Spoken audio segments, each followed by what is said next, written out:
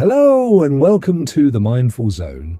My name is Your Name and I'm so glad you're here today. Together we're going to embark on a journey toward breaking free from bad habits through the timeless wisdom of Buddhism, meditation and mindfulness. Whether you're just starting out or you've already explored these practices, this video is designed to meet you where you are. So, take a deep breath, get comfortable and let's dive in. In our fast-paced world, it's easy to feel overwhelmed by stress, anxiety, and self-sabotaging behaviors. We all have moments when we know we could make better choices, whether it's reaching for unhealthy snacks late at night, scrolling endlessly on social media, procrastinating on important tasks, or falling into patterns of negative thinking. These habits don't define us. They're simply learned behaviors that we can unlearn. And the good news? You already possess everything you need to create change within yourself.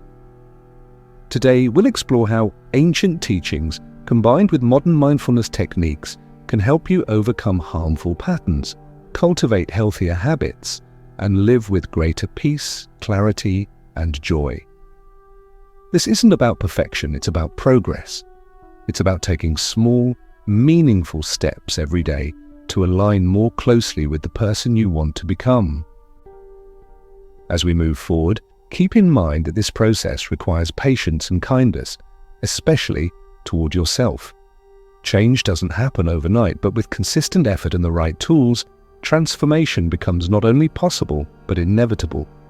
Throughout this video, I'll guide you through practical strategies inspired by Buddhist philosophy, meditation practices, and mindfulness exercises. Together they form a powerful framework for personal growth and well-being. One thing I love about Buddhism is its emphasis on compassion, not just for others but for ourselves as well. Often we're our own harshest critics, quick to judge ourselves for slipping up or failing to stick to our goals. But what if we approached ourselves with the same understanding and encouragement we'd offer a close friend? What if we saw setbacks not as failures but as opportunities to learn and grow? That shift in perspective alone can be life-changing. Meditation plays a crucial role in this process. By training the mind to focus and observe without attachment, we gain insight into our thoughts, emotions, and behaviors. Meditation teaches us to notice cravings and impulses before acting on them, giving us the space to choose healthier responses instead. It's like strengthening a muscle. The more you practice, the easier it becomes to stay present and grounded even in challenging situations. And then there's mindfulness, the art of being fully engaged in the here and now. When we bring mindful awareness to everyday activities, whether it's eating, walking, or simply breathing, we reconnect with the richness of the present moment. Instead of operating on autopilot, we start living intentionally, making choices that reflect our values and aspirations. Over the next 2 hours, we'll break down these concepts into 10 chapters, each focusing on a specific aspect of habit transformation. From understanding the roots of bad habits to cultivating compassion, building new routines, and embracing simplicity, we'll cover everything you need to create lasting change. Along the way, I'll share stories, insights, and practical tips to support you on your journey. Before we begin, I invite you to set an intention for watching this video.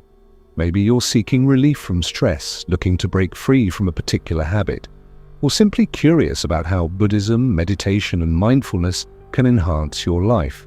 Whatever brings you here today, honor that intention. Trust that you're exactly where you're meant to be. So, grab your favorite beverage, find a cozy spot, and allow yourself to relax. Let go of any expectations or pressure. There's no right or wrong way to engage with this content. It's all about finding what resonates with you. Are you ready? Wonderful. Let's begin. Chapter 1. Understanding Bad Habits. Chapter 1. Understanding Bad Habits. Let's dive into the first chapter of our journey together, Understanding Bad Habits. Before we can begin to break free from these patterns, it's essential to understand what they are, why they form, and how they affect our lives. By gaining clarity on these aspects, we empower ourselves to take meaningful steps toward change. A habit is simply a repeated behavior that becomes automatic over time. It starts small, a seemingly harmless action or thought, but as it repeats, it grows stronger, often without us even realizing it. Habits are like seeds planted in fertile soil. At first, they may seem insignificant, but with consistent nourishment, whether intentional or not, they take root and flourish. The problem arises when these habits no longer serve us, yet we continue to engage in them out of habit rather than conscious choice. Think about some common examples of bad habits: procrastination, overeating, excessive screen time, nail biting, or negative self-talk. These behaviors might have initially served a purpose. They helped us cope with stress, boredom, loneliness, or discomfort. For instance, scrolling through social media might provide temporary distraction from overwhelming emotions. Eating junk food could offer a quick hit of pleasure during a tough day. Procrastination might give us a fleeting sense of relief from anxiety about a daunting task. But while these habits may provide short-term comfort, they often lead to long-term consequences that hold us back from living fully. The truth is, bad habits aren't inherently bad in the moral sense. They're simply behaviors that no longer align with our goals or values. They're coping mechanisms we've developed to navigate life's challenges. However, they tend to create cycles of dissatisfaction. Overeating leads to guilt, which triggers more emotional eating. Procrastination causes stress, which makes it harder to focus and complete tasks. Negative self-talk erodes confidence, making it even more difficult to take positive action. Recognizing this cycle is the first step toward breaking free from it. One key insight from Buddhist teachings is the concept of attachment. In Buddhism, attachment refers to clinging too tightly to desires, outcomes, or identities. When we attach ourselves to certain ways of being, we trap ourselves in cycles of suffering. Many bad habits stem from this attachment. For example, clinging to the idea that external validation will make us happy, or believing that avoiding discomfort at all costs is the path to peace. Breaking bad habits isn't just about willpower, it's about understanding their root causes and addressing them with compassion. Another important aspect of understanding bad habits is recognizing the role of triggers. Triggers are the cues that prompt us to engage in habitual behavior. They can be emotional, environmental, or social. Emotional triggers include feelings like stress, boredom, or sadness. Environmental triggers might involve certain places, objects, or routines. Social triggers could come from peer pressure, cultural norms, or interactions with others. For example, if you always snack while watching TV, the act of sitting down to watch a show becomes a trigger for mindless eating. If you tend to scroll through your phone when feeling anxious, the emotion of anxiety serves as a trigger for that behavior. Identifying your triggers is crucial because awareness gives you the power to interrupt the cycle before it begins. Now let's talk about the neuroscience behind habits. Our brains are wired to seek efficiency, and habits are a way of conserving mental energy. Every time we perform an action, neural pathways in the brain strengthen, making it easier to repeat that action in the future. This is why habits feel automatic. They require less conscious effort. Unfortunately, this same mechanism works against us when it comes to breaking bad habits. Once a habit is ingrained, it takes deliberate effort to override it. But here's the good news. Neuroplasticity, the brain's ability to rewire itself, means that new, healthier habits can replace old ones with consistent practice. Meditation and mindfulness play a significant role in this process by helping us observe our thoughts and behaviors objectively, creating space between stimulus and response. It's also helpful to understand the difference between cravings and actions. The craving is the desire to engage in a particular behavior, while the action is the actual execution of that behavior. Often we mistake cravings for inevitabilities, and we assume that because we want something, we must act on it. But cravings are temporary. They rise and fall like waves in the ocean. By learning to sit with discomfort and ride out the craving without giving in, we weaken its hold over us. Mindfulness meditation teaches us how to observe cravings without judgment, allowing them to pass naturally.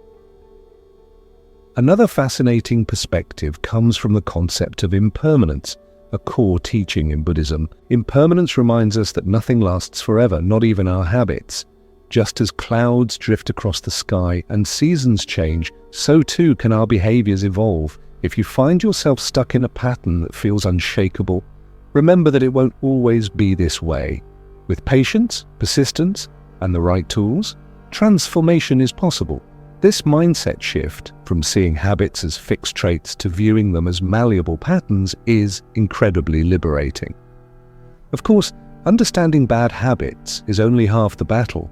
The other half involves cultivating self-awareness. Self-awareness is the foundation of change because it allows us to recognize our behaviors in real time. Without awareness, we operate on autopilot, repeating the same patterns without questioning them. Meditation and mindfulness practices sharpen our awareness, helping us tune into our thoughts, emotions, and bodily sensations. For example, if you notice tension in your body or restlessness in your mind, you can investigate what's causing it instead of immediately reaching for a distraction. This pause creates an opportunity to choose a different response, one that aligns with your intentions. Finally, it's important to approach this process with kindness and curiosity rather than judgment.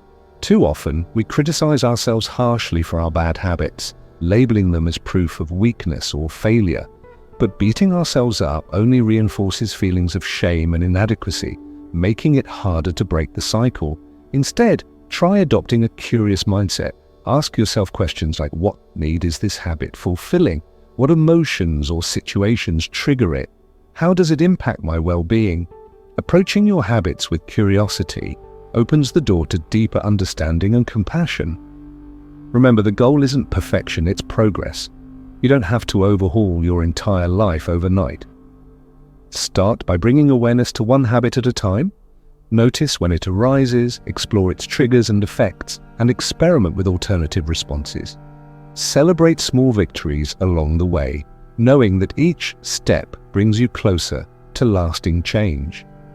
As we move forward in the next chapters, we'll delve deeper into practical strategies inspired by Buddhism, meditation, and mindfulness to help you transform your habits and live with greater intention. But for now, take a moment to reflect on what you've learned in this chapter. Consider writing down one habit you'd like to work on and identifying its triggers. Awareness is the first step toward freedom, and remember, you're not alone on this journey. We're in this together. Chapter 2: The Wisdom of Buddhism. Welcome to Chapter 2: The Wisdom of Buddhism. In this chapter, we'll explore how the profound teachings of Buddhism can guide us in breaking free from bad habits and cultivating a life filled with peace, clarity, and purpose. While Buddhism is an ancient tradition, its insights are remarkably relevant to our modern lives. By understanding and applying these principles, we can transform not only our behaviors, but also our relationship with ourselves and the world around us. At the heart of Buddhism lies the Four Noble Truths, which provide a framework for understanding suffering and ultimately freedom from it. The first noble truth acknowledges that suffering, or dukkha, is an inherent part of human existence. This doesn't mean life is inherently painful. Rather, it points to the dissatisfaction and unease that arise when we cling too tightly to desires, expectations, or outcomes. Many bad habits stem from this clinging. For example, overeating might be a way to numb emotional discomfort, while excessive screen time could serve as a distraction from deeper feelings of loneliness or boredom. Recognizing this connection between attachment and suffering is the first step toward change. The second noble truth identifies the cause of suffering. Craving, or tanha craving, manifests in three forms: desire for sensory pleasures, desire for existence or control, and desire for non-existence or escape. When we examine our bad habits through this lens, we see that they often arise from attempts to fulfill one of these cravings. We eat junk food because it provides immediate pleasure. We procrastinate because we crave avoidance of discomfort. We engage in negative self-talk because we mistakenly believe it gives us control over our perceived flaws. Understanding this dynamic helps us approach our habits with greater compassion and insight. Instead of seeing them as failures, we recognize them as misguided attempts to find happiness or relief. The third noble truth offers hope. There is a way to end suffering. This cessation of suffering, known as nirodha, comes from letting go of attachment and craving. It's not about suppressing desires or forcing ourselves to live without joy. It's about finding contentment in the present moment, regardless of external circumstances. Imagine how different your relationship with bad habits would be if you no longer felt compelled to chase fleeting pleasures or avoid discomfort. What if you could simply observe a craving arise, acknowledge it, and let it pass without acting on it? This is the essence of liberation, a state where we're no longer controlled by our impulses, but guided by wisdom and awareness. The fourth noble truth outlines the path to ending suffering, the Eightfold Path. This path consists of 8 interconnected practices that lead to enlightenment and inner peace. While we won't cover all 8 in detail today, I'd like to highlight a few that are particularly relevant to breaking bad habits. First, right understanding encourages us to see reality clearly, free from delusion. When it comes to habits, this means recognizing their true nature, not as fixed traits, but as patterns we've learned. It also involves understanding the consequences of our actions, both for ourselves and others. For instance, realizing that smoking harms your health and affects those around you can motivate you to quit. Right understanding lays the foundation for change by fostering awareness and intentionality. Next, right intention focuses on cultivating wholesome motivations, such as renunciation, goodwill, and harmlessness. Renunciation doesn't mean giving up everything enjoyable, it means letting go of attachments that cause suffering. If you habitually shop online to fill an emotional void, practicing renunciation might involve questioning whether each purchase truly serves your well-being. Goodwill and harmlessness extend beyond personal habits to include how we treat others. For example, gossiping or criticizing others may feel satisfying in the moment, but it ultimately creates disharmony. Shifting your intentions toward kindness and compassion benefits everyone involved. Another key aspect of the Eightfold Path is right effort. This practice emphasizes cultivating positive qualities while abandoning unwholesome ones. Breaking bad habits requires effort, but not the kind of harsh, punishing effort that leaves you feeling depleted. Instead, right effort is gentle and sustainable. It's about consistently nurturing mindfulness, patience, and self-discipline without judgment. For example, if you're trying to reduce screen time, you might start by setting small boundaries, like turning off notifications during meals or dedicating 30 minutes a day to reading instead of scrolling. Over time, these small efforts compound, leading to significant changes. Buddhism also teaches the importance of balance through the concept of the middle way. The middle way rejects extremes of indulgence and asceticism, advocating for moderation in all things. When applied to habits, this principle reminds us to avoid swinging between self-criticism and complacency. For instance, if you slip up and indulge in a behavior you're trying to change, don't berate yourself or give up entirely. Instead, acknowledge the lapse with kindness and recommit to your goals. Progress, not perfection, is the aim. One of my favorite Buddhist teachings is impermanence, or anicca. Impermanence reminds us that everything changes, including our habits. Just as clouds drift across the sky and seasons shift, so too can our behaviors evolve. If you're struggling with a deeply ingrained pattern, remember that it won't always hold the same power over you. With consistent practice and patience, transformation becomes inevitable. This mindset is incredibly empowering because it frees us from the belief that we're stuck forever. Change is always possible. Another powerful concept is interdependence, or pratityasamutpada. Interdependence teaches that nothing exists in isolation. All phenomena arise due to causes and conditions. Applied to habits, this means recognizing that our behaviors are influenced by countless factors, including our environment, relationships, culture, and past experiences. Understanding interdependence helps us take responsibility for our actions without falling into self-blame. For example, if you tend to overeat late at night, you might explore contributing factors like stress, sleep deprivation, or easy access to unhealthy snacks. Addressing these underlying conditions makes it easier to break the habit. Meditation plays a central role in Buddhist practice, and it's equally vital for habit transformation. Through meditation, we develop the ability to observe our thoughts, emotions, and sensations without attachment. This skill is invaluable when working with cravings or impulses. Imagine feeling the urge to check your phone incessantly. A meditative approach would involve noticing the sensation of restlessness in your body, acknowledging the thought, "I need to check my phone," and allowing it to pass without acting on it. Each time you resist the urge, you weaken the neural pathways associated with the habit and strengthen your capacity for mindful choice. Loving kindness meditation, or metta, is another powerful tool. Metta involves cultivating unconditional love and compassion for ourselves and others. When we direct loving kindness inward, we soften the harsh inner critic that often fuels bad habits. Instead of berating ourselves for mistakes, we offer words of encouragement and support. This shift in attitude creates a nurturing environment for growth. Similarly, extending loving kindness outward helps us build healthier relationships, reducing triggers like conflict or social pressure that might otherwise reinforce negative behaviors. Finally, Buddhism emphasizes the importance of community, or sangha, in supporting spiritual growth. While individual effort is crucial, having a supportive network can make a tremendous difference. Surround yourself with people who inspire and uplift you, whether it's friends, family, mentors, or fellow seekers. Share your struggles and victories with them, knowing that you're not alone on this journey.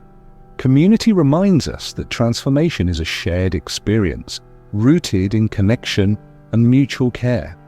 As we move forward, keep these teachings in mind. Reflect on how concepts like impermanence, interdependence, and the middle way resonate with your own life. Consider incorporating meditation and loving kindness practices into your daily routine, and above all, approach yourself with patience and compassion. Breaking bad habits isn't just about changing behaviors, it's about awakening to your true potential and living with greater authenticity. In the next chapters, we'll dive deeper into practical strategies for integrating these principles into your daily life. But for now, take a moment to sit with what you've learned. How might the wisdom of Buddhism illuminate your path toward freedom from harmful patterns? Remember, every step you take brings you closer to the life you envision. Chapter 3. The Power of Meditation. Welcome to Chapter 3. The Power of Meditation. In this chapter, we'll explore how meditation serves as a cornerstone for breaking bad habits and cultivating a life of mindfulness, clarity, and resilience. Meditation is more than just sitting quietly. It's a transformative practice that trains the mind to observe its own activity, creating space between stimulus and response. This skill is invaluable when it comes to overcoming habitual behaviors and fostering lasting change. At its core, meditation is about developing awareness. When we meditate, we learn to pay attention to our thoughts, emotions, bodily sensations, and the environment around us without judgment or attachment. This heightened awareness allows us to notice patterns in our behavior that might otherwise go unnoticed. For example, if you tend to reach for your phone whenever you feel anxious, meditation can help you recognize the emotion behind the impulse before it turns into action. By catching these moments early, you create an opportunity to choose a healthier response, like taking a few deep breaths or stepping outside for fresh air.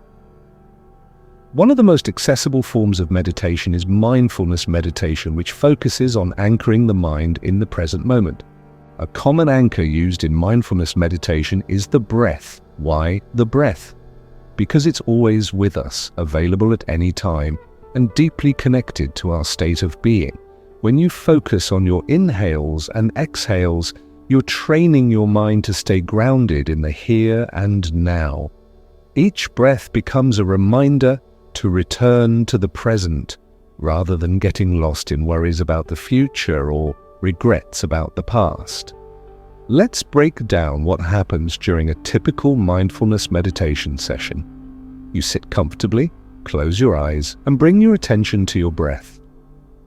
At first, it feels peaceful. You're fully present, noticing the sensation of air entering and leaving your nostrils.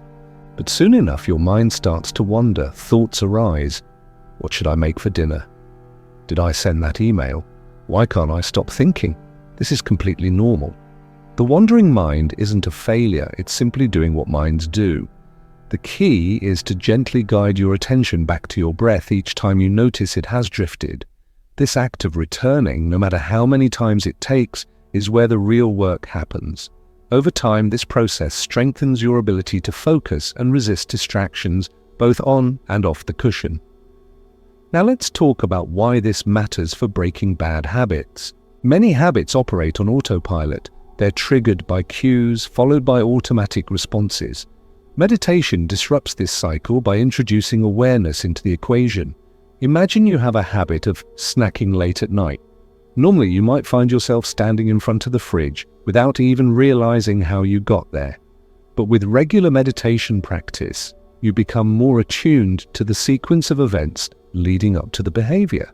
You notice the initial craving, the subtle shift in mood, and the physical sensations in your body. Armed with this awareness, you can pause and ask yourself, am I truly hungry, or am I seeking comfort? Is there another way to meet this need? Another powerful form of meditation is body scan meditation, which involves systematically bringing attention to different parts of your body. Starting at the top of your head and moving downward, you observe any sensations, tingling, warmth, tension, or relaxation, without trying to change them. Body scan meditation helps you reconnect with your physical self, which is often neglected in our fast-paced, mentally driven world. It also teaches you to listen to your body's signals, which can be incredibly useful when working with habits tied to physical cravings, such as overeating or substance use. By tuning into your body, you may discover that what you thought was hunger is actually thirst, fatigue, or emotional discomfort. For those dealing with emotional triggers, loving kindness meditation, or metta, offers a profound antidote. Loving kindness meditation involves silently repeating phrases of goodwill toward yourself and others, such as, may I be happy, may I be healthy, may I live with ease. As you extend these wishes outward to loved ones, acquaintances, strangers, and even people you find challenging, you cultivate a sense of connection and compassion. This practice softens the harsh inner critic that often fuels bad habits. Instead of berating yourself for slipping up, you offer words of encouragement and support. Over time, this shift in attitude creates a nurturing environment for growth, making it easier to stay committed to your goals. Meditation also enhances self-discipline, a critical factor in breaking bad habits. Self-discipline isn't about forcing yourself to do something unpleasant, it's about aligning your actions with your values and intentions. Through consistent meditation practice, you develop what Buddhists call right effort, a balanced approach to cultivating positive qualities while letting go of unwholesome ones. For example, if you're trying to reduce screen time, meditation helps you build the mental fortitude to resist distractions and prioritize activities that nourish your well-being.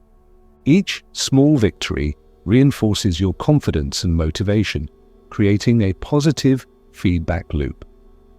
But meditation isn't just about discipline, it's also about cultivating joy and presence. Practices like gratitude meditation and appreciative joy invite you to savor the beauty and abundance in your life. Gratitude meditation involves reflecting on the things you're thankful for, no matter how small. A warm cup of tea, a kind word from a friend, or the sound of birds chirping outside.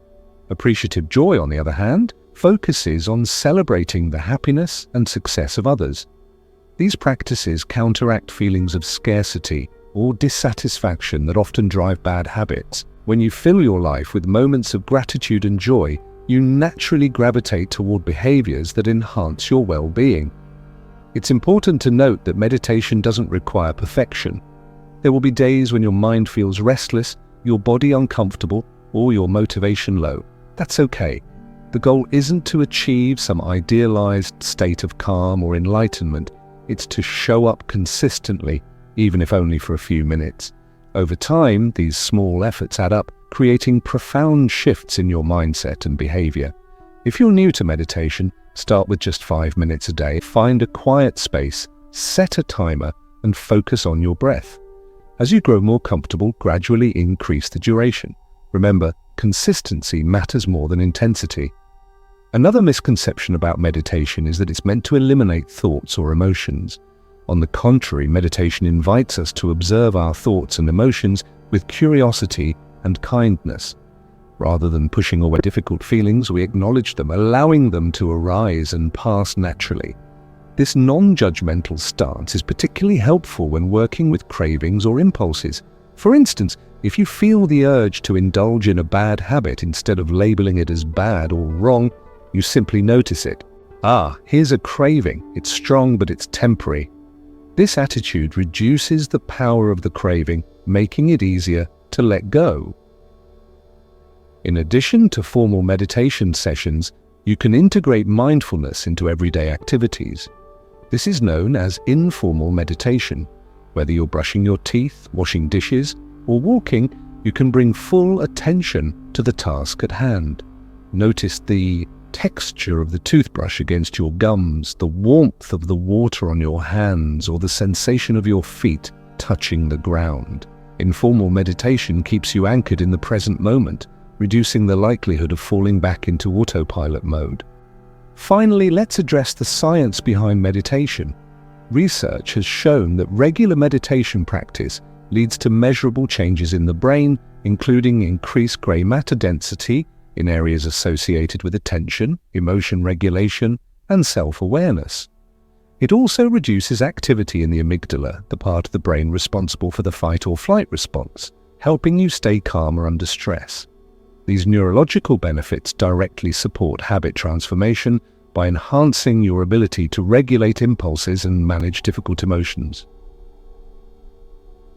To summarize, meditation is a powerful tool for breaking bad habits because it develops awareness, strengthens self-discipline, fosters compassion, and promotes overall well-being.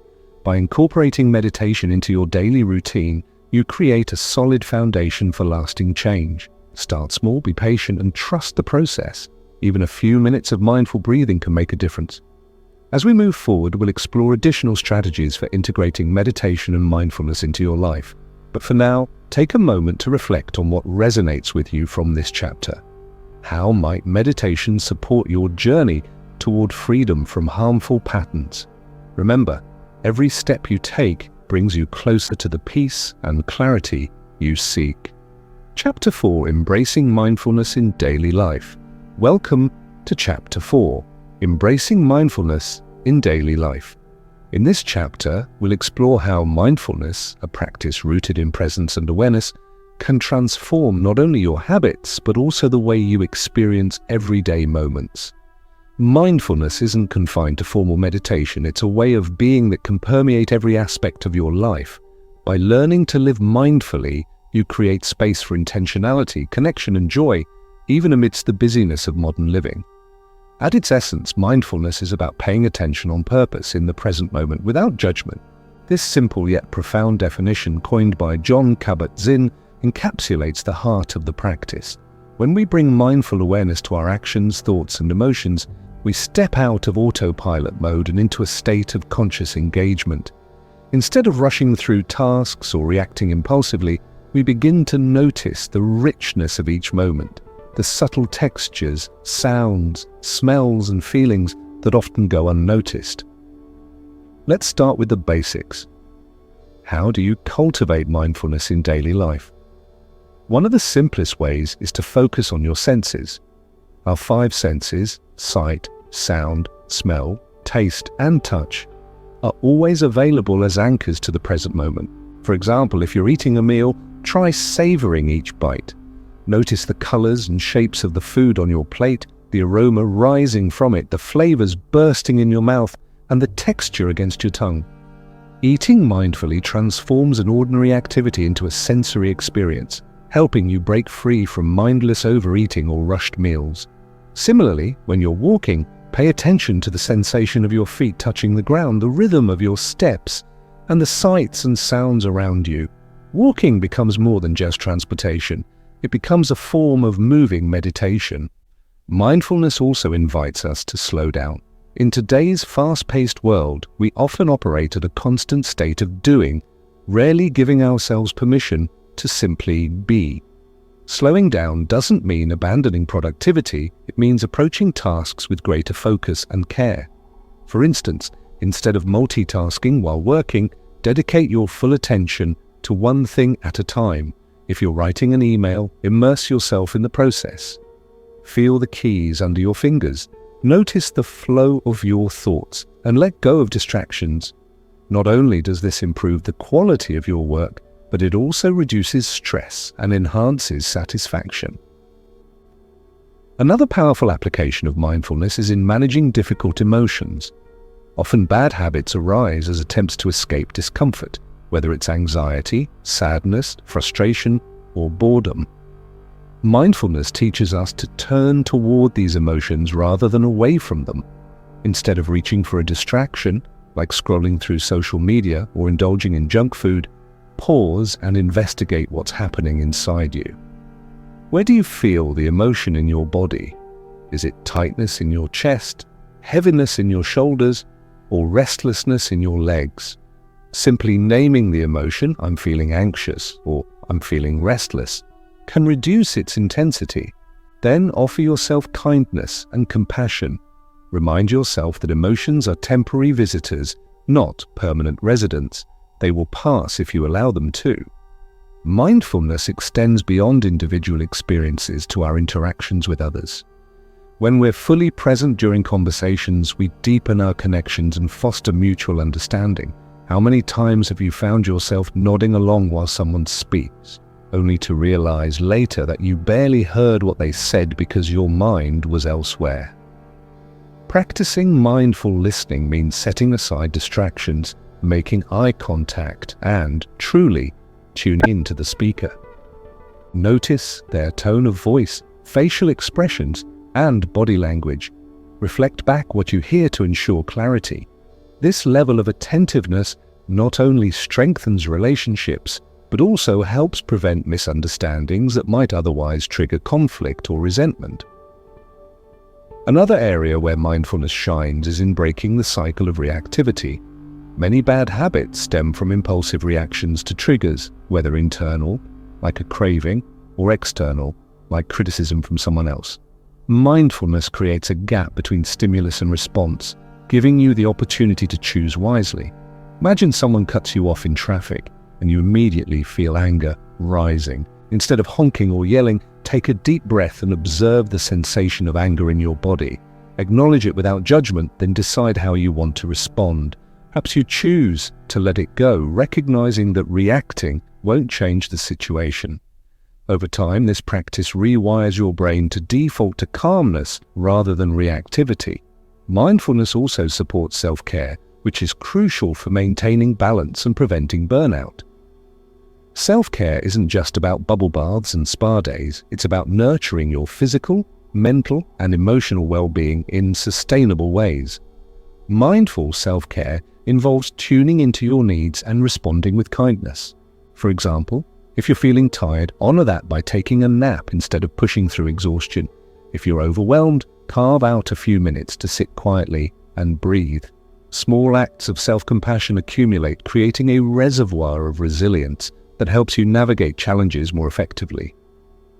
One practical tool for integrating mindfulness into daily life is the STOP technique. STOP stands for S. Stop what you're doing. T. Take a deep breath, or several. O. Observe what's happening inside and around you. E. Proceed with intention. This simple acronym can be used anytime you feel stressed, distracted, or triggered. For instance, if you find yourself reaching for your phone compulsively, pause and use the STOP technique. Stop mid-reach, take a breath, observe why you want to check your phone, and proceed based on whether it aligns with your goals. This method empowers you to make conscious choices rather than falling into habitual patterns.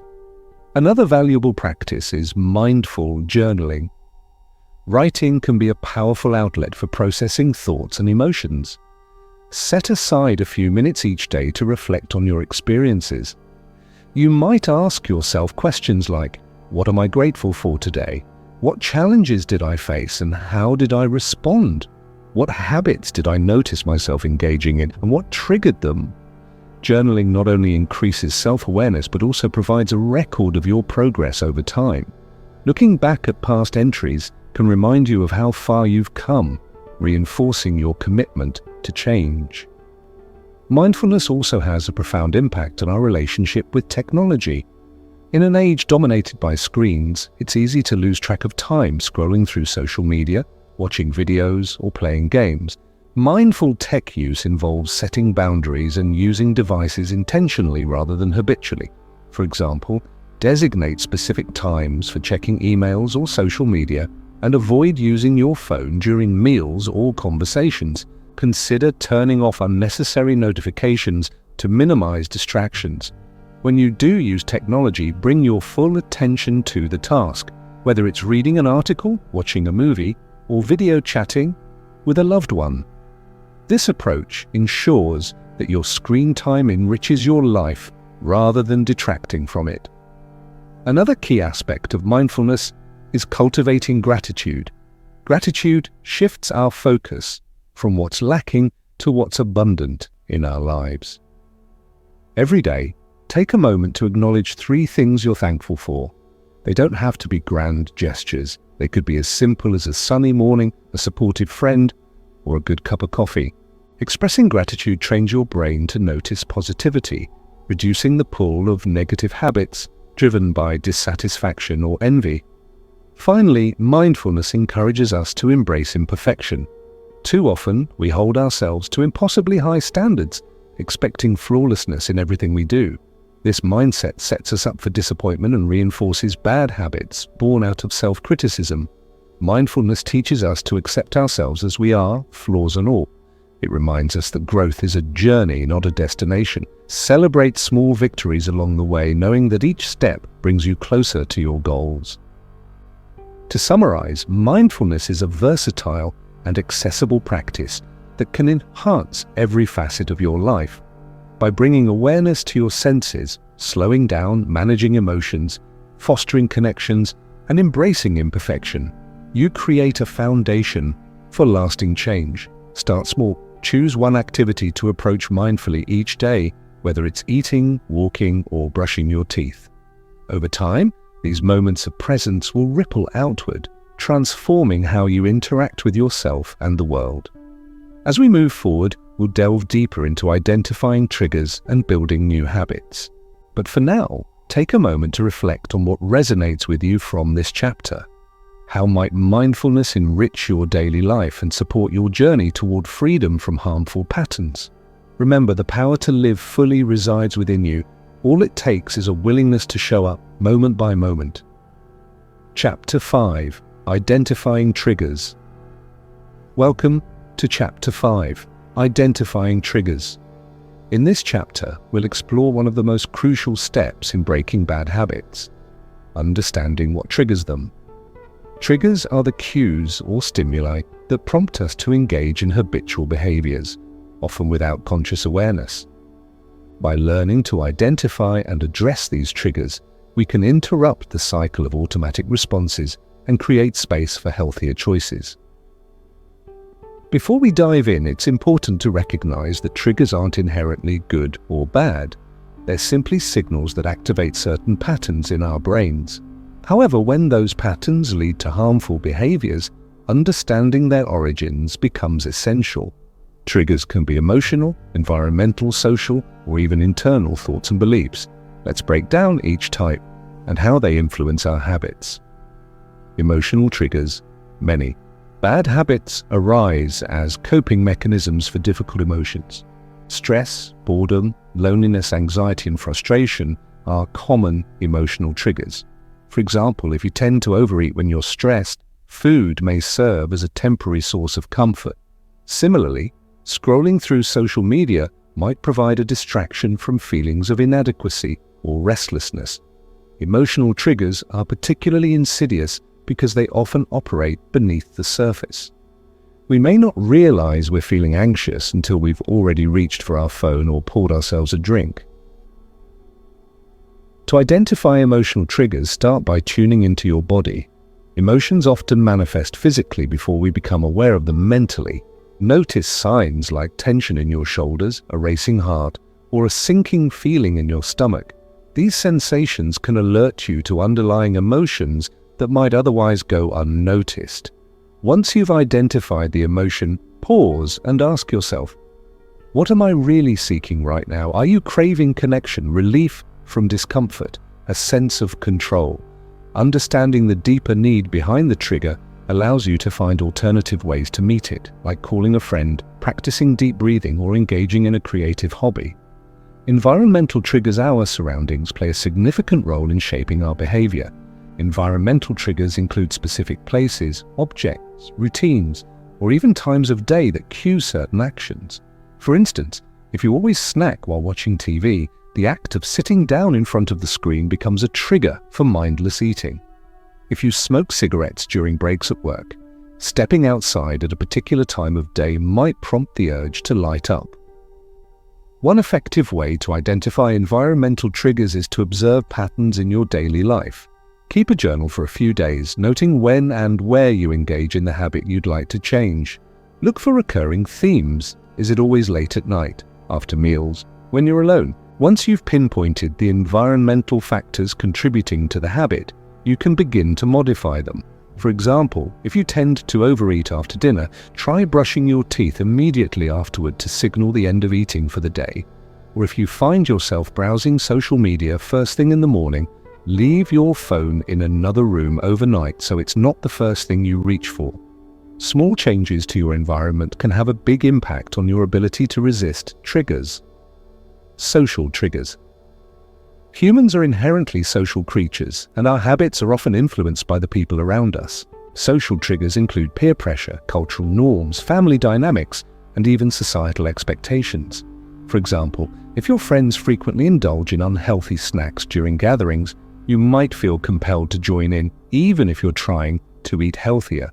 Similarly, workplace culture might normalize long hours and constant connectivity, making it harder to set boundaries and prioritize self-care. To navigate social triggers, start by reflecting on the relationships and environments that shape your behavior. Are there certain people who encourage or enable your bad habits? Do you find yourself conforming to group behaviors out of fear of judgment or rejection? It's not about blaming others, it's about recognizing how external influences affect your choices. Once you've identified problematic dynamics, consider setting gentle boundaries. For instance, if alcohol consumption is a trigger during social events, let your friends know you're cutting back and suggest alternative activities like going for a walk or playing board games. Surrounding yourself with supportive individuals who share your values can make a world of difference. Internal triggers are sometimes the triggers for bad habits come from within. Internal triggers include thoughts, beliefs, and mental narratives that reinforce certain behaviors. Negative self-talk, perfectionism, and limiting beliefs are common culprits. For example, if you believe you're unworthy of success, you might procrastinate on important tasks or sabotage opportunities out of fear of failure. Similarly, if you tell yourself you need something like caffeine or sugar to function, you strengthen the association between that substance and your well-being. To address internal triggers, practice mindfulness and self-compassion. Pay attention to the stories you tell yourself and challenge any that don't serve you. For instance, if you catch yourself thinking, "I'll never be able to break this habit," reframe it as, "Breaking this habit takes time, but I'm capable of change." Journaling can also help you uncover hidden beliefs and thought patterns. Write freely about your struggles, fears, and aspirations. Then look for recurring themes. Over time, you'll develop a clearer understanding of how your inner dialogue shapes your actions. The neuroscience behind triggers. Understanding the science behind triggers can deepen your ability to manage them. Habits form through a process called the habit loop, which consists of 3 components: cue, routine, and reward. The cue is the trigger itself, the signal that prompts the behavior. The routine is the action you take in response to the cue, and the reward is the positive reinforcement you receive, which strengthens the neural pathways associated with the habit. For example, if stress cue leads you to eat junk food routine, the resulting pleasure reward reinforces the cycle. Breaking the habit requires disrupting this loop by replacing the routine with a healthier alternative while still addressing the underlying cue and reward. Meditation and mindfulness are powerful tools for rewiring the brain's response to triggers. Through consistent practice, you can weaken the neural connections that drive automatic behaviors and strengthen those that support mindful choice. Each time you notice a trigger and choose a different response, you create new pathways in your brain. This process, known automaticity, takes time and repetition, but it's entirely possible with dedication. Practical strategies for managing triggers. Now that we've explored the various types of triggers, let's discuss practical strategies for managing them. Here are some techniques you can incorporate into your daily life. Awareness. Journaling. Keep a detailed record of your habits, including when, where, and why they occur. Note the emotions, situations, and people involved. Over time, patterns will emerge, helping you identify key triggers. Substitution. Instead of trying to eliminate a habit cold turkey, replace it with a healthier alternative that fulfills the same need. For example, if you crave sweets after dinner, try fruit or herbal tea instead. Mindful pauses. When you notice a trigger arising, pause and take a few deep breaths. Use this moment to observe your thoughts and emotions without judgment, then decide how you want to respond. Environmental design. Modify your surroundings to reduce exposure to triggers. Remove tempting items from your home, rearrange furniture to create new routines, or establish designated areas for specific activities. Accountability partners. Share your goals with someone you trust and check in regularly. Having someone hold you accountable can provide motivation and encouragement. Accountability partners. Share your goals with someone you trust and check in regularly. Having someone hold you accountable can provide motivation and encouragement. This person can help remind you of your intentions when you're tempted to give in to a trigger. Whether it's a close friend, family member, or mentor, choose someone who understands your journey and genuinely wants to support you. Visualization techniques. Visualization is a powerful tool for preparing yourself to handle triggers effectively. Spend a few minutes each day imagining scenarios where you encounter a trigger and successfully respond in a healthy way. Picture yourself feeling calm, confident, and in control. For example, if you're trying to quit smoking, visualize walking past a group of people smoking without feeling the urge to join them. This mental rehearsal strengthens your resolve and makes it easier to act mindfully in real-life situations. Self-compassion practices. When working with triggers, it's crucial to approach yourself with kindness rather than criticism. Self-compassion involves recognizing that everyone struggles with habits and setbacks. It's part of being human. Instead of berating yourself for slipping up, offer words of encouragement like, "It's okay, I'm learning and growing, next time I'll try again." Practicing self-compassion reduces feelings of shame and inadequacy, making it easier to stay committed to your goals. Mindful breathing. One of the simplest yet most effective ways to manage triggers is through mindful breathing. Whenever you feel a craving or impulse arising, pause and focus on your breath. Inhale deeply through your nose, hold for a moment, and exhale slowly through your mouth. Repeat this process several times, allowing the sensation of the breath to anchor you in the present moment. As you breathe, notice any tension in your body and consciously release it. Mindful breathing creates a buffer between the trigger and your response, giving you space to choose wisely. Gratitude shifts. Sometimes triggers arise from feelings of dissatisfaction or lack. Cultivating gratitude can counteract these emotions by shifting your focus to what's already abundant in your life. When you feel the urge to engage in a bad habit, take a moment to reflect on 3 things you're grateful for. They don't have to be big. They could be as simple as the warmth of the sun on your skin, a kind word from a stranger, or the comfort of your favorite blanket. Gratitude interrupts the cycle of craving and reminds you of the joy available in the present moment. The role of curiosity in trigger. Identification, another. Key aspect of identifying triggers is cultivating curiosity. Instead of viewing your habits as failures or weaknesses, approach them with a sense of wonder and exploration. Ask yourself questions like, what was happening right before I engaged in this behavior? How was I feeling emotionally, physically, and mentally? And what need was I trying to fulfill? Is there a pattern to when and where this happens?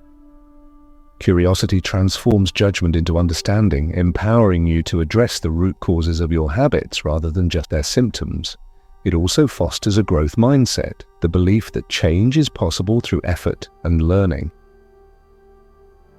Addressing multiple triggers.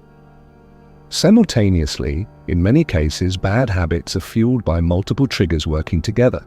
For example, stress, an emotional trigger, combined with sitting in front of the TV, an environmental trigger, might lead to late-night snacking.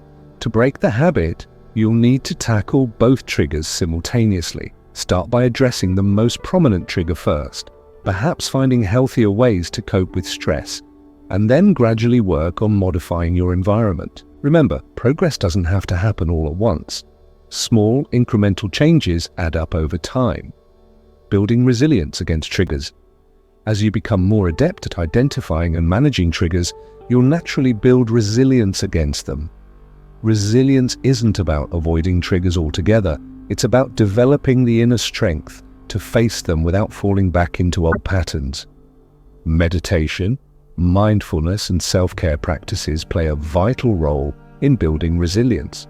They teach you how to regulate your emotions, stay grounded in the present moment, and maintain perspective even during challenging times. For example, imagine you're dealing with a stressful day at work, a common emotional trigger for many bad habits. Instead of reaching for coffee or sweets to cope, you might take a 5-minute meditation break to center yourself. Or instead of venting frustration on colleagues, you could practice loving-kindness meditation, sending goodwill to yourself and others. These small acts of mindfulness not only reduce the power of the trigger, but also reinforce your ability to respond skillfully in the future. Celebrating progress. Along the way, finally, don't forget to celebrate your progress as you work to identify and manage triggers. Breaking bad habits is a marathon, not a sprint, and every step forward deserves recognition. Celebrations don't have to be grand. They could be as simple as treating yourself to a favorite meal, taking a relaxing bath, or writing down a list of accomplishments in your journal. Acknowledging your efforts keeps you motivated and reinforces the positive changes you're making. To summarize, identifying triggers is a foundational step in breaking bad habits. By becoming aware of the cues that prompt automatic behaviors, you gain the power to interrupt the cycle and choose healthier responses. Whether emotional, environmental, social, or internal, triggers operate in predictable ways, and with mindfulness, patience, and compassion, they can be managed effectively. Use tools like awareness journaling, substitution, visualization, and mindful breathing to navigate triggers with grace and intention, and above all, remember that setbacks are part of the journey. Each time you stumble, you learn something new about yourself and your habits, bringing you one step closer to lasting change. As we move forward, we'll explore how to cultivate compassion, not just for others, but for yourself, as a cornerstone of habit transformation. But for now, take a moment to reflect on what you've learned in this chapter. What are some of your biggest triggers, and how might you begin addressing them? Trust in your ability to grow and evolve one mindful choice at a time. Chapter 6. Cultivating Compassion. Welcome to Chapter 6. Cultivating Compassion. In this chapter, we'll explore the transformative power of compassion, both for ourselves and others, and how it can serve as a guiding light on your journey to breaking bad habits. Compassion is more than just kindness. It's an active practice of understanding, empathy, and care that helps us navigate challenges with grace and resilience. By learning to treat ourselves and others with compassion, we create a foundation of love and acceptance that supports lasting change. At its core, compassion involves recognizing suffering, whether in ourselves or others, and responding with a desire to alleviate it. This might sound simple, but in practice it requires patience, courage, and vulnerability. Many of us struggle to extend compassion inward, especially when we're working to overcome bad habits. We berate ourselves for mistakes, dwell on perceived flaws, and hold ourselves to impossibly high standards. Yet, self-compassion is one of the most powerful tools for personal growth. It allows us to meet our struggles with gentleness rather than judgment, creating a safe space for healing and transformation. Let's start by examining why self-compassion matters so much in the context of habit change. When we criticize ourselves harshly for slipping up, for example, eating junk food or procrastinating on a task, we reinforce feelings of shame and inadequacy. These emotions often lead to a downward spiral. We feel bad about ourselves, which lowers our motivation, making it harder to stick to our goals. Self-compassion breaks this cycle by offering a kinder, more supportive approach. Instead of labeling ourselves as failures, we acknowledge that setbacks are part of the process and recommit to our intentions with renewed determination. One effective way to cultivate self-compassion is through loving-kindness meditation, also known as metta. Loving-kindness. Meditation involves silently repeating phrases of goodwill toward yourself and others, such as, "May I be happy. May I be healthy. May I live with ease. May you be happy. May all beings be at peace." These phrases may feel unfamiliar or even uncomfortable at first, especially if you're not used to directing kindness inward. That's okay. The goal isn't to force anything, it's to plant seeds of compassion that will grow over time. Begin by focusing on yourself, offering words of encouragement and support. Imagine wrapping yourself in warmth and light, filling any areas of tension or discomfort with soothing energy. Then gradually expand your circle of compassion to include loved ones, acquaintances, strangers, and even people you find challenging. This practice softens the heart, fostering a sense of connection and shared humanity. Another key aspect of self-compassion is learning to talk to yourself kindly. Pay attention to your inner dialogue throughout the day. How do you speak to yourself when things go wrong? Do you use harsh, critical language like, "I'm such an idiot," or "Why can't I get anything right?" If so, try reframing these thoughts in a more compassionate way. For instance, instead of saying, "I failed again," you might say, "I made a mistake, but that doesn't define me. I'm doing my best and I'll keep trying." Over time, this shift in tone reduces self-criticism and boosts confidence. Compassion also plays a vital role in managing difficult emotions, the very emotions that often drive bad habits. When we experience stress, anxiety, or frustration, our natural instinct is to seek relief, often through unhealthy means like overeating, substance use, or excessive screen time. Instead of turning away from these emotions, compassion invites us to turn toward them with curiosity and care. Imagine placing a hand on your heart and saying, "This is hard right now, but I'm here for myself, I'll get through this." This simple act of acknowledgement can reduce the intensity of the emotion, making it easier to resist impulsive behaviors. Beyond self-compassion, extending compassion to others enhances our well-being and strengthens our relationships. Many bad habits are influenced by social dynamics, peer pressure, conflict, or feelings of isolation. Practicing compassion helps us navigate these interactions with greater understanding and empathy. For example, if a colleague snaps at you during a meeting, instead of reacting defensively, you might pause and consider what they might be going through. Or are they stressed, overwhelmed? Perhaps they're dealing with personal challenges outside of work. Responding with compassion, not only toward them but also toward yourself, diffuses tension and fosters mutual respect.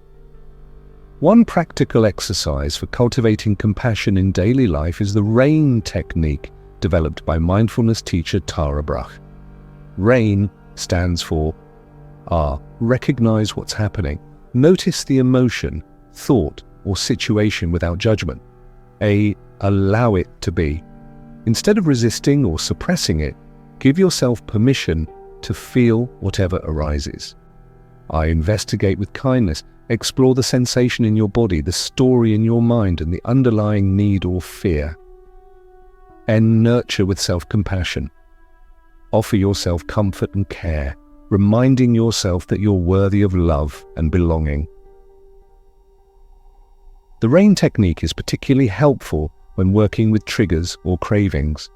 For instance, if you feel the urge to indulge in a bad habit, pause and apply RAIN.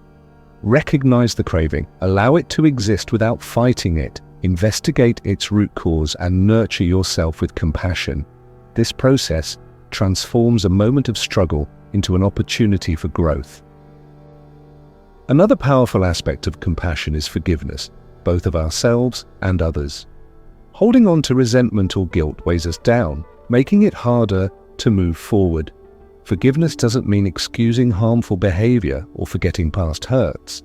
It means releasing the grip those experiences have on us. Start by forgiving yourself for any perceived failures related to your habits. Remind yourself that you're human and humans make mistakes. Then extend forgiveness outward to anyone who may have contributed to your struggles, whether intentionally or not. This act of letting go creates space for healing and renewal. Mindfulness practices complement compassion beautifully by teaching us to observe our experiences without attachment or aversion. When we bring mindful awareness to moments of suffering, we see them clearly without exaggerating or minimizing their impact. For example, if you're feeling overwhelmed by a project, mindfulness helps you notice the physical sensations of stress, tightness in your chest, shallow breathing, and the accompanying thoughts, "I'll never finish this." With compassion, you respond by acknowledging the difficulty and offering yourself reassurance. "This feels overwhelming, but I'll take it step by step. I'm capable of handling this." Compassion also encourages us to set boundaries, a skill that's essential for maintaining balance and preventing burnout. Sometimes we confuse compassion with people-pleasing, sacrificing our own needs to avoid disappointing others. True compassion, however, involves honoring both your well-being and the well-being of those around you.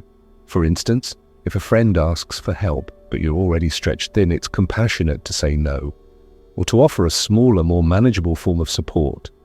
Setting boundaries protects your energy and allows you to show up fully for yourself and others. In addition to individual practices, compassion can be integrated into larger systems and communities. Acts of kindness, generosity, and service ripple outward, inspiring others to do the same. Volunteering, donating, or simply offering a listening ear can create profound connections and remind us of our shared humanity. These actions not only benefit recipients, but also deepen our own sense of purpose and fulfillment. Finally, let's address the misconception that compassion makes us weak or passive. On the contrary, compassion empowers us to face challenges with courage and resilience. It gives us the strength to confront difficult truths, the patience to persevere through setbacks, and the wisdom to act with integrity. Compassionate people are not pushovers, they're warriors of the heart, committed to creating a better world for themselves and others. To summarize, cultivating compassion is a cornerstone of breaking bad habits and fostering overall well-being. By treating ourselves and others with kindness, empathy, and understanding, we build a foundation of love and acceptance that supports lasting change. Use tools like loving-kindness meditation, mindful self-talk, the RAIN technique, and forgiveness to nurture compassion in your daily life. And remember, compassion isn't something you achieve overnight. It's a lifelong practice that grows stronger with consistent effort. As we move forward, we'll explore strategies for building new habits and replacing old ones. But for now, take a moment to reflect on what resonates with you from this chapter. How might compassion enrich your journey toward freedom from harmful patterns? Trust that every act of kindness, no matter how small, brings you closer to the peace and joy you seek. Chapter 7. Building New Habits. Welcome to Chapter 7. Building New Habits. In this chapter, we'll explore how to replace old, harmful patterns with new, healthier ones. Breaking bad habits is only half the equation. The other half involves intentionally cultivating behaviors that align with your values and goals. By understanding the science of habit formation and applying practical strategies inspired by Buddhism, meditation, and mindfulness, you can create lasting change in your life. At its core, building new habits is about rewiring your brain to prioritize actions that support your well-being. The good news? Your brain is incredibly adaptable thanks to a phenomenon called neuroplasticity. Every time you repeat a behavior, you strengthen the neural pathways associated with it. This means that with consistent effort, even deeply ingrained habits can be replaced with positive alternatives. But before we dive into specific techniques, let's first understand the anatomy of a habit. Habits operate through a cycle known as the habit loop, which consists of three components: cue, routine, and reward. The cue is the trigger that prompts the behavior. The routine is the behavior itself, and the reward is the positive reinforcement you receive for completing the action. For example, if stress, cue, leads you to eat junk food, routine, the resulting pleasure or relief, reward, reinforces the cycle. To build a new habit, you need to design a loop that supports your desired behavior while still addressing the underlying cue and reward. Let's break down the process step by step. Step 1. Start small. One of the biggest mistakes people make when trying to build new habits is aiming too high. They set ambitious goals like exercise every day or meditate for an hour, only to feel overwhelmed and give up after a few attempts. Instead, start with tiny, manageable actions that are easy to incorporate into your daily routine. For example, if you want to develop a meditation practice, begin with just 2 minutes a day. If you're trying to eat healthier, commit to adding 1 serving of vegetables to your meals. These small wins build momentum and confidence, making it easier to expand your efforts over time. The key is to focus on consistency rather than intensity. Even 5 minutes of mindful breathing or a single glass of water counts as progress. Over time, these small actions compound, creating profound changes in your mindset and behavior. Think of it like planting a seed. It may seem insignificant at first, but with care and attention, it grows into something beautiful. Step 2. Identify your cues and rewards. To build a new habit successfully, you need to identify the cues and rewards that will drive the behavior. Let's say you want to establish a morning journaling practice. What cue could prompt you to write? Perhaps it's the act of sitting down with your favorite cup of tea. And what reward could reinforce the habit? Maybe it's the sense of clarity and calm you feel after reflecting on your thoughts. By linking the new habit to an existing routine, like drinking tea, you increase the likelihood of sticking with it.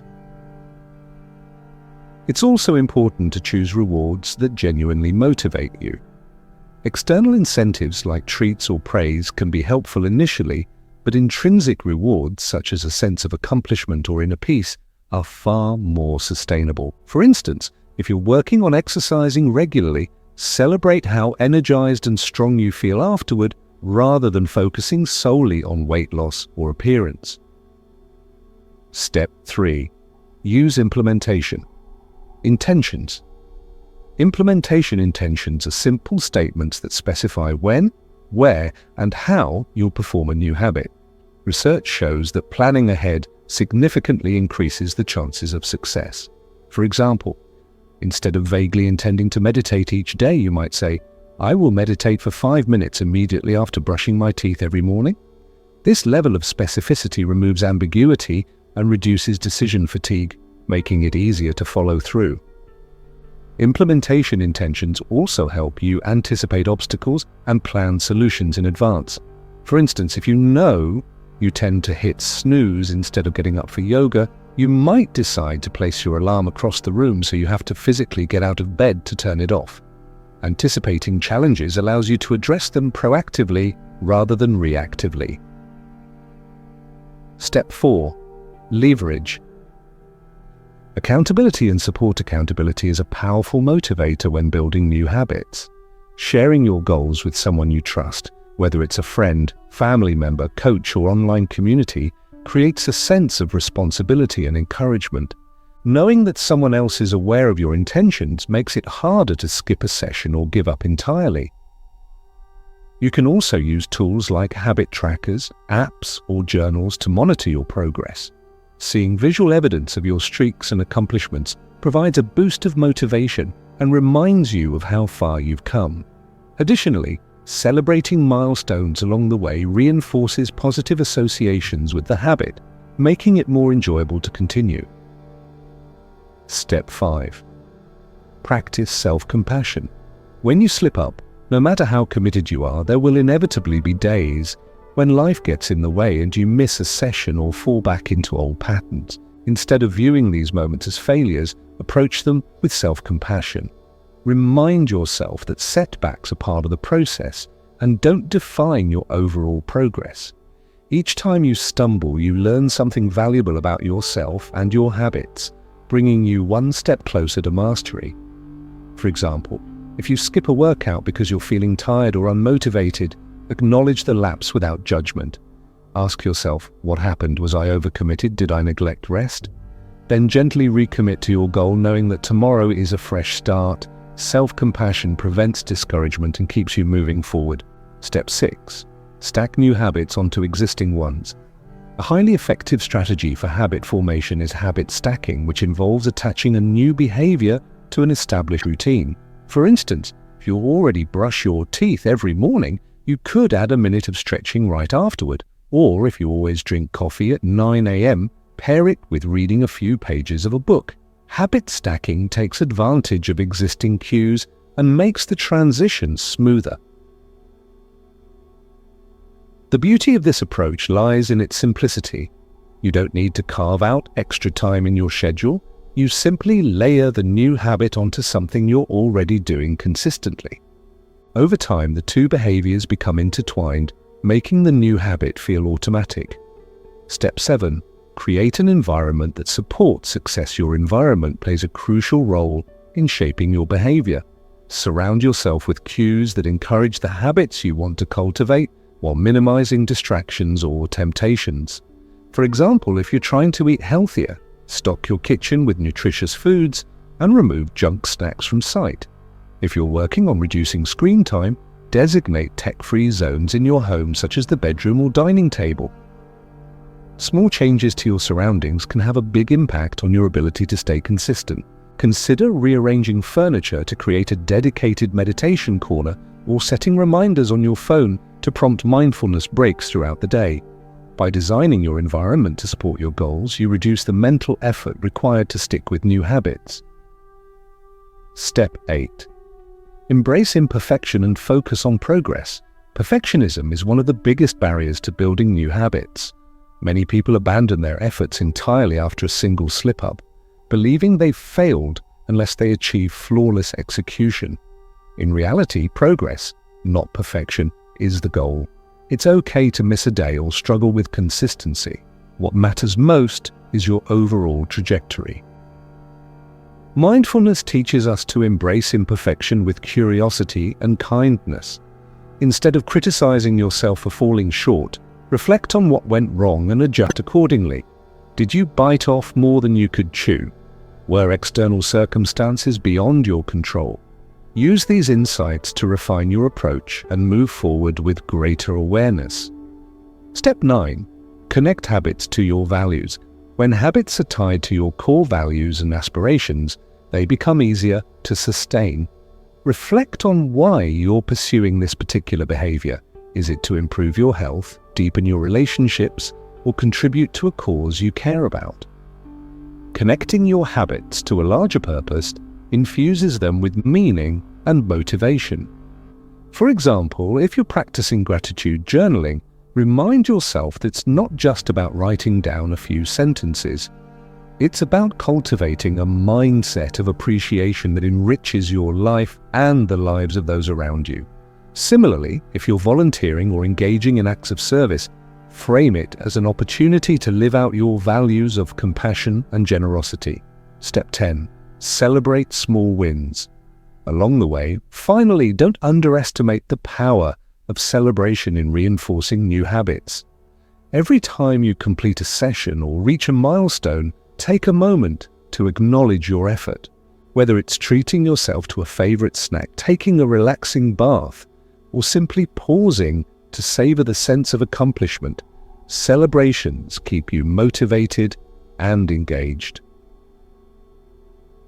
Celebration also shifts your mindset from scarcity to abundance. Instead of fixating on what you haven't achieved yet, you focus on what you've already accomplished. This positive reinforcement strengthens the neural pathways associated with the habit, making it more likely to stick. To summarize, building new habits requires a combination of intentionality, consistency, and compassion. Start small, identify your cues and rewards, use implementation intentions, leverage accountability and support, and design your environment for success. Practice self-compassion when you slip up, connect your habits to your values, and celebrate small wins along the way. With patience and persistence, you can create lasting change that enhances your well-being and brings you closer to the life you envision. As we move forward, we'll explore how to handle setbacks gracefully, a skill that's essential for maintaining resilience on your journey. But for now, take a moment to reflect on what resonates with you from this chapter. What new habit would you like to cultivate, and how might you begin integrating it into your daily life? Trust in your ability to grow and evolve one mindful step at a time. Chapter 8. Handling Setbacks Gracefully. Welcome to Chapter 8. Handling Setbacks Gracefully. In this chapter, we'll explore how to navigate the inevitable challenges and slip-ups that arise when working to break bad habits and build new ones. Setbacks are not failures, they're opportunities for growth, learning, and resilience. By approaching setbacks with mindfulness, compassion, and intentionality, you can transform moments of struggle into stepping stones toward lasting change. Let's start by acknowledging an uncomfortable truth. Setbacks are unavoidable. No matter how committed or disciplined you are, there will be days when life throws curveballs, emotions overwhelm you, or old patterns resurface. The key is not to avoid setbacks altogether. It's to develop the skills to handle them gracefully and use them as catalysts for deeper self-awareness. One of the most important lessons in handling setbacks comes from Buddhism: impermanence. Everything changes, including your progress, your struggles, and your setbacks. A single lapse doesn't define your journey or determine your future. Just as clouds drift across the sky and seasons shift, so too can your habits evolve over time. When you remember that setbacks are temporary, you free yourself from the weight of shame or discouragement. Instead of seeing a slip-up as evidence of failure, view it as part of the natural ebb and flow of habit transformation. Mindfulness plays a crucial role in managing setbacks. When you notice yourself falling back into an old pattern, pause and observe without judgment. What triggered the behavior? How did you feel before, during, and after? Was there a particular thought or emotion driving the action? This non-judgmental awareness creates space between the setback and your response, allowing you to choose wisely instead of reacting impulsively. For example, if you find yourself reaching for junk food late at night, take a moment to investigate why. Are you feeling stressed, lonely, or bored? Once you understand the root cause, you can address it directly, whether through meditation, journaling, or another healthy coping mechanism. Self-compassion is equally vital when dealing with setbacks. Too often, we respond to mistakes with harsh criticism, berating ourselves for falling off the wagon, but self-criticism only reinforces feelings of inadequacy, making it harder to bounce back. Instead, treat yourself with the same kindness and understanding you'd offer a close friend. Remind yourself that everyone stumbles. That's what makes us human. Rather than dwelling on the setback, focus on what you can learn from it and how you can move forward. For instance, Imagine you've been working hard to reduce screen time, but one evening you find yourself scrolling endlessly on social media. Instead of beating yourself up, say something like, "It's okay, I slipped up, but that doesn't mean I've failed. Let me reflect on what happened and think about how I can prevent it next time." This compassionate response reduces guilt and empowers you to recommit to your goals. Another powerful tool for handling setbacks is reframing your perspective. Instead of viewing setbacks as obstacles, see them as teachers. Each misstep offers valuable insights into your triggers, vulnerabilities, and areas for growth. For example, if you miss a workout because you stayed up too late the night before, you might realize that prioritizing sleep is essential for maintaining consistency. If you skip a meditation session due to a busy schedule, you might discover the importance of scheduling buffer time in your day. These lessons deepen your understanding of yourself and strengthen your ability to stay aligned with your intentions.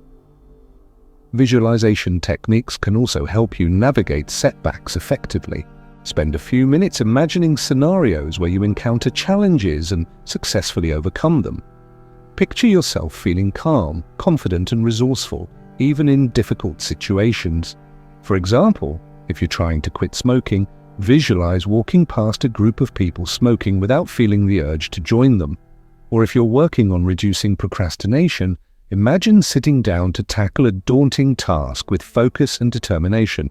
This mental rehearsal prepares you to face real-life setbacks with grace and resilience. Accountability partners and support systems are invaluable when handling setbacks. Sharing your struggles with someone you trust can provide encouragement, perspective, and motivation. They can remind you of your strengths, celebrate your progress, and help you brainstorm solutions. Whether it's a friend, family member, mentor, or online community, having someone hold you accountable fosters a sense of connection and belonging. Gratitude practices can counteract the negativity that often accompanies setbacks. When you experience a lapse, take a moment to reflect on 3 things you're grateful for. They don't have to be big. They could be as simple as a warm cup of tea, a kind word from a stranger, or the comfort of your favorite blanket. Gratitude shifts your focus from what's lacking to what's abundant in your life, reducing the pull of despair or frustration. It also reminds you of the joy available in the present moment, helping you reconnect with your purpose and motivation. Another practical strategy for handling setbacks is breaking tasks into smaller, more manageable steps. Sometimes setbacks occur because we set unrealistic expectations or try to take on too much at once. If you're overwhelmed by a goal, scale it back to something achievable. For example, if you're struggling to establish a daily yoga practice, commit to just 5 minutes a day. If you're finding it hard to meditate consistently, start with 1 minute of mindful breathing. Small actions build momentum and confidence, making it easier to expand your efforts over time. Mindful breathing is a simple yet powerful way to regain composure during setbacks. Whenever you feel frustrated, discouraged, or defeated, pause and focus on your breath. Inhale deeply through your nose, hold for a moment, and exhale slowly through your mouth. Repeat this process several times, allowing the sensation of the breath to anchor you in the present moment. As you breathe, notice any tension in your body and consciously release it. Mindful breathing creates a buffer between the setback and your response, giving you space to choose wisely. Journaling can also be a transformative tool for processing setbacks. Write freely about your experience, what happened, how you felt, and what you learned. Look for patterns or recurring themes that might reveal underlying triggers or beliefs. Over time, journaling becomes a record of your growth, reminding you of how far you've come and reinforcing your commitment to change. Forgiveness is another cornerstone of handling setbacks gracefully. Holding on to guilt or regret weighs you down, making it harder to move forward. Forgiveness doesn't mean excusing harmful behavior or forgetting past mistakes. It means releasing the grip those experiences have on you. Start by forgiving yourself for any perceived failures related to your habits. Remind yourself that you're human and humans make mistakes. Then extend forgiveness outward to anyone who may have contributed to your struggles, whether intentionally or not. This act of letting go creates space for healing and renewal. Finally, let's talk about resilience, the ability to bounce back from setbacks stronger than before. Resilience isn't something you're born with, it's a skill you cultivate through practice. Meditation, mindfulness, and self-care practices play a vital role in building resilience. They teach you how to regulate your emotions, stay grounded in the present moment, and maintain perspective even during challenging times. For example, imagine you're dealing with a stressful week at work, a common trigger for many bad habits. Instead of turning to unhealthy coping mechanisms, you might take a 5-minute meditation break to center yourself. Or instead of venting frustration on colleagues, you could practice loving kindness meditation, sending goodwill to yourself and others. These small acts of mindfulness not only reduce the power of the setback, but also reinforce your ability to respond skillfully in the future. To summarize, handling setbacks gracefully requires mindfulness, compassion, accountability, and resilience. Approach each challenge with curiosity and kindness, reframing setbacks as opportunities for growth rather than failures. Use tools like visualization, gratitude practices, mindful breathing, journaling, and forgiveness to navigate difficulties with grace and intention. And above all, remember that setbacks are part of the journey, not the end of it. Every step forward brings you closer to the peace, clarity, and fulfillment you seek. As we move forward, we'll explore the Buddhist principle of simplicity and how embracing a simpler life can lead to greater happiness and contentment. But for now, take a moment to reflect on what resonates with you from this chapter.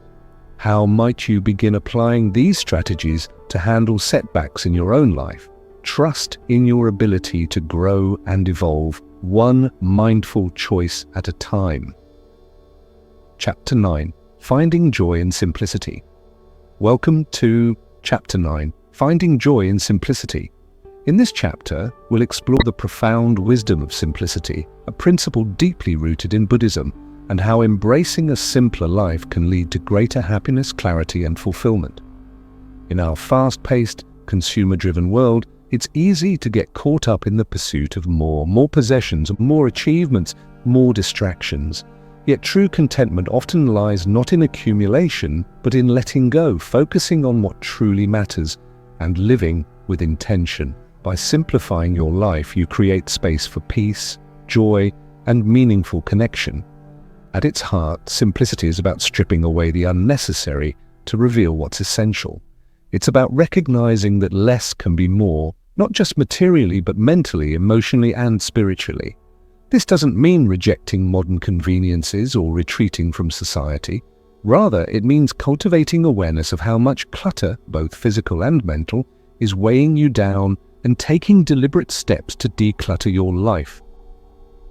One of the most powerful teachings in Buddhism related to simplicity is the concept of non-attachment. Non-attachment doesn't mean indifference or apathy. It means letting go of clinging to desires, outcomes, or identities that cause suffering. Many of us attach our sense of worth to external factors like wealth, status, appearance, or achievements. When these things inevitably change or fall short of expectations, we experience disappointment, frustration, or even despair. By practicing non-attachment, we learn to find joy in the present moment, regardless of circumstances. We stop chasing fleeting pleasures and instead focus on cultivating inner peace and contentment. Let's break down how simplicity manifests in different aspects of life and how you can incorporate it into your daily routine. Simplifying your physical environment, the state of your surroundings, has a direct impact on your mindset and behavior. A cluttered, chaotic environment fosters stress, distraction, and overwhelm, while a clean, organized space promotes calmness, focus, and clarity. Start by decluttering your home, one room at a time. Ask yourself, does this item bring me joy? Is it useful? Does it serve a purpose? If the answer is no, let it go. Donate, recycle, or discard items that no longer align with your values or needs. Minimalism is a popular lifestyle choice that aligns closely with the principle of simplicity. Minimalists prioritize quality over quantity, choosing to own fewer possessions that are meaningful and functional. While you don't need to adopt minimalism fully, consider incorporating elements of it into your life. For example, limit your wardrobe to versatile pieces you love wearing, keep only kitchen tools you actually use, and clear off surfaces like countertops and desks to create a sense of openness. Beyond decluttering, simplify your routines. Streamline tasks like meal prep, cleaning, and organizing so they require less effort and energy. For instance, plan meals ahead of time, batch cook ingredients, and store leftovers for quick meals throughout the week. Use multifunctional furniture or storage solutions to maximize space. These small adjustments reduce decision fatigue and free up time for activities that nourish your soul. Simplifying your mental space. Just as physical clutter creates chaos, mental clutter does the same. Overthinking, multitasking, and information overload drain your cognitive resources and leave you feeling scattered and unfocused. To simplify your mental space, practice mindfulness and meditation regularly. These practices train your mind to stay present, reducing rumination and anxiety. Another effective way to declutter your mind is through journaling. Writing helps you process thoughts and emotions, organize ideas, and gain clarity. Spend a few minutes each day jotting down whatever comes to mind, worries, dreams, gratitude lists, or reflections. Over time, you'll notice patterns and insights that guide you toward greater self-awareness and simplicity. Limit exposure to unnecessary stimuli such as excessive screen time, social media, or news consumption.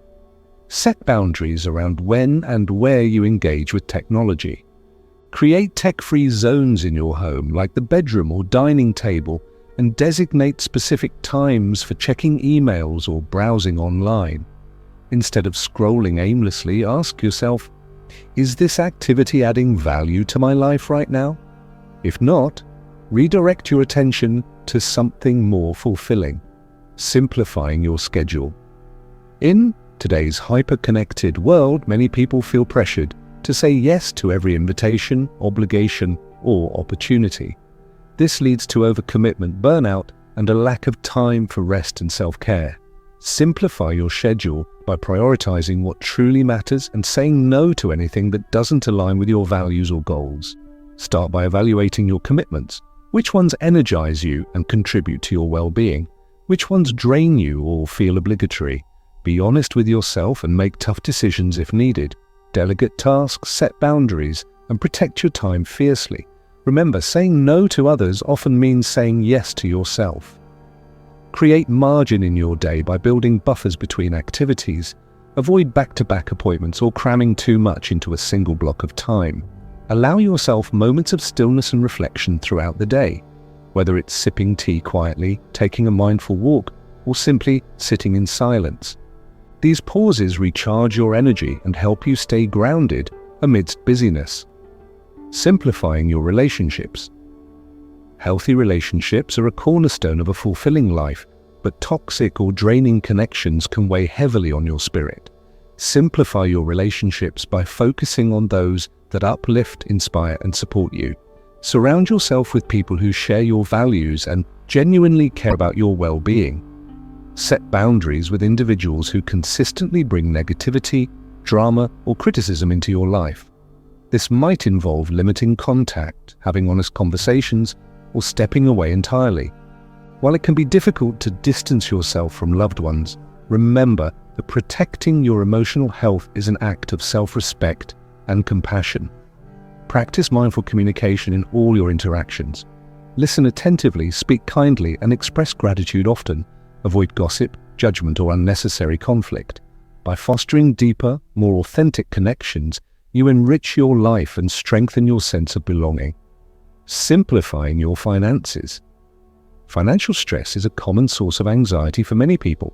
Simplify your finances by adopting a minimalist approach to spending and saving. Focus on needs rather than wants, and resist the urge to buy things impulsively or out of habit. Before making a purchase, ask yourself, do I really need this? Will it add lasting value to my life? Automate financial tasks like bill payments, savings transfers, and budget tracking to reduce decision fatigue and ensure consistency. Set clear financial goals, whether it's paying off debt, building an emergency fund, or investing in experiences rather than material goods. By aligning your spending with your values, you gain a sense of control and purpose. Simplifying your goals, it's tempting to chase multiple goals simultaneously, believing that doing so will accelerate success. However, spreading yourself too thin often leads to frustration and burnout. Simplify your goals by focusing on one or two priorities at a time. Break them down into manageable steps and celebrate small wins along the way. Use the SMART framework, specific, measurable, achievable, relevant, time-bound, to clarify your objectives and track progress. Regularly review your goals to ensure they remain aligned with your evolving values and aspirations. When you simplify your focus, you increase your chances of achieving meaningful results. Simplifying your mindset. Ultimately, simplicity begins within. Cultivate a mindset of gratitude, presence, and acceptance.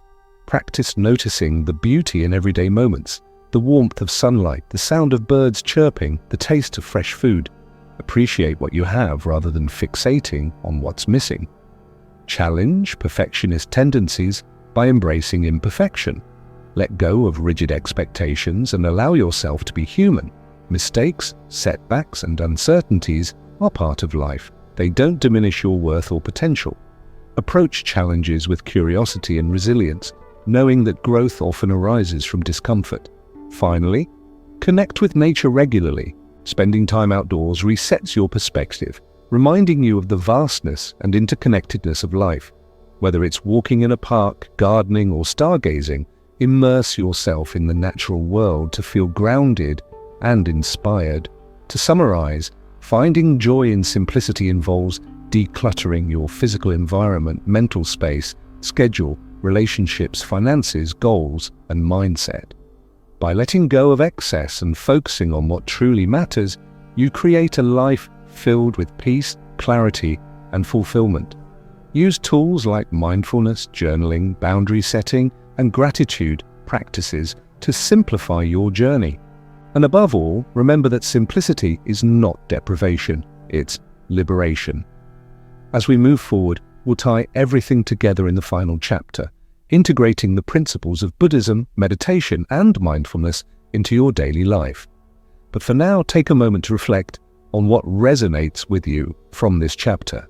How might embracing simplicity enhance your well-being and bring you closer to the life you envision?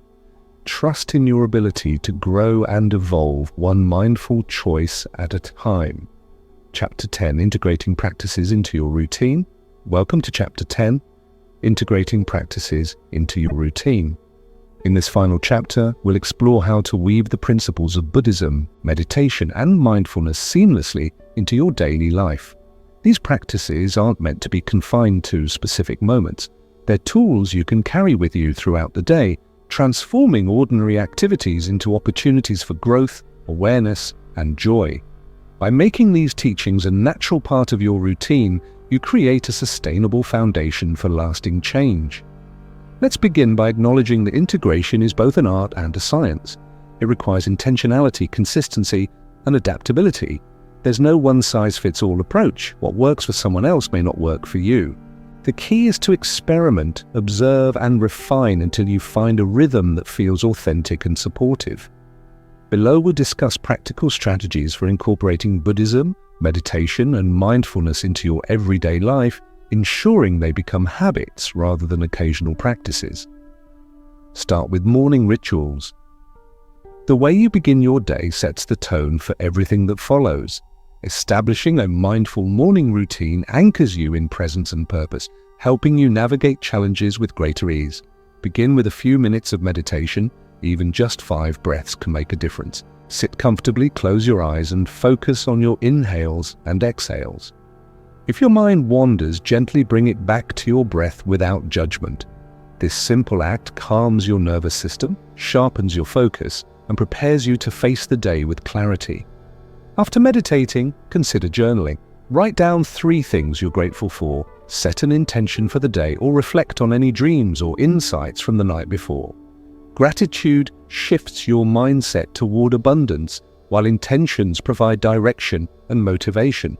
For example, your intention might be, today I will approach challenges with patience, or I will nurture kindness in all my interactions. Writing it down reinforces its importance and keeps it top of mind. If time allows, incorporate movement into your morning. Gentle yoga, stretching, or a mindful walk outdoors awakens your body and connects you with nature. Pay attention to the sensation of your feet touching the ground, the rhythm of your steps, and the sounds around you. Movement paired with mindfulness energizes you physically and mentally, creating a strong start to your day. Embed mindfulness into daily tasks. Mindfulness doesn't require extra time. It simply asks you to bring full attention to whatever you're already doing. Use everyday activities as opportunities to practice being present. For instance, brushing your teeth. Notice the texture of the toothbrush against your gums, the minty flavor of the paste, and the sensation of water rinsing your mouth. Eating meals, savor each bite, appreciating the colors, aromas, flavors, and textures of your food. Avoid multitasking, turn off screens, and focus solely on eating. Washing dishes. Feel the warmth of the water, the slipperiness of soap, and the weight of the plates in your hands. Transform a mundane chore into a sensory experience. By infusing mindfulness into routine tasks, you cultivate a deeper connection to the present moment and reduce the likelihood of slipping into autopilot mode. Over time, these small acts of presence add up, enhancing your overall sense of calm and fulfillment. Create dedicated meditation sessions. While informal mindfulness is valuable, setting aside dedicated time for meditation amplifies its benefits. Find a quiet space where you won't be disturbed, even if it's just a corner of your bedroom or living room. Start with short sessions, 5 and 10 minutes, and gradually increase the duration as you grow more comfortable. Experiment with different types of meditation to discover what resonates most with you. Loving kindness meditation fosters compassion and connection. Body scan meditation helps you tune into physical sensations and release tension. Breath-focused meditation builds concentration and resilience. Guided meditations are excellent for beginners, providing structure and support as you develop your practice. Consistency matters more than intensity. Meditating for 5 minutes every day has a greater impact than meditating for 30 minutes sporadically. Choose a time that fits naturally into your schedule, whether it's first thing in the morning, during lunch breaks, or before bed, and stick to it. Treat meditation like brushing your teeth, non-negotiable and essential for well-being. Use reminders and cues. It's easy to forget mindfulness when life gets busy. Set reminders to prompt yourself to pause and check in throughout the day. This could be an alarm on your phone labeled "Breathe." Sticky notes placed strategically around your home or workspace, or associating mindfulness with existing routines. For example, every time you sit down at your desk, take 3 deep breaths before starting work. Or whenever you hear a notification chime, use it as a cue to notice your posture and relax your shoulders. You can also leverage technology to support your practice. Apps like Headspace, Calm, or Insight Timer offer guided meditations, timers, and tracking features to keep you motivated. Use them as tools, but don't rely on them exclusively. Remember, mindfulness is about connecting with yourself, not your device. Practice mindful communication. Communication is a cornerstone of human interaction, yet it's often overlooked as an opportunity for mindfulness. When engaging with others, give them your full attention. Put away distractions, maintain eye contact, and listen actively. Notice their tone of voice, facial expressions, and body language. Reflect back what you hear to ensure understanding. Before speaking, pause and ask yourself, is this kind? Is it necessary? Does it contribute to harmony? Mindful communication reduces misunderstandings, strengthens relationships, and fosters mutual respect. It also prevents reactive or impulsive responses that might escalate conflicts. Cultivate compassion through service. One of the most profound ways to integrate Buddhist principles into your life is through acts of service. Helping others, not out of obligation, but out of genuine care, deepens your sense of connection and purpose. Volunteering, donating, or simply offering a listening ear reminds you of your shared humanity and inspires gratitude for your own blessings. Look for opportunities to serve within your community or household. Cook a meal for a neighbor, assist a colleague with a project, or spend quality time with loved ones. Even small gestures, like holding the door open or smiling at a stranger, ripple outward, spreading positivity and goodwill. Acts of service align with the Buddhist teaching of interdependence, emphasizing that our actions affect not only ourselves but also the world around us. Simplify. Decision fatigue is a common obstacle to maintaining mindfulness and productivity. Simplify your choices by establishing routines and defaults. For example, plan your outfits the night before, prepare meals in advance, or automate recurring tasks like bill payments. Limit options to reduce overwhelm. For instance, choose between 2 healthy snacks instead of scanning an entire pantry. When faced with important decisions, consult your values and long-term goals. Ask yourself, does this align with who I want to be? Will it bring me closer to my aspirations? Trust your intuition and avoid overanalyzing. Simplicity in decision-making conserves mental energy for what truly matters. Reflect and adjust regularly. Periodically review your progress to ensure your practices remain aligned with your needs and goals. Reflection fosters self-awareness and accountability, highlighting areas for improvement. Journaling is a powerful tool for this process. Write about what's working, what isn't, and why.